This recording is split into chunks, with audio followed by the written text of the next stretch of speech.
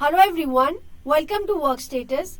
In this video, we are going to know about the import apps that you can find inside the import and integration inside the side menu setting option. Here it gives you the part of the Zoho, Basecamp, ClickUp, Jira and Teamwork as to be integrated with Workstatus. You can just click on add import and you can select for the project management tool which is available here, and you can import the tasks and the respective projects, the message boards comments from the specific third-party application to Workstatus and vice versa. So this is how the integration can work. For more details, you can visit to our support pages as well.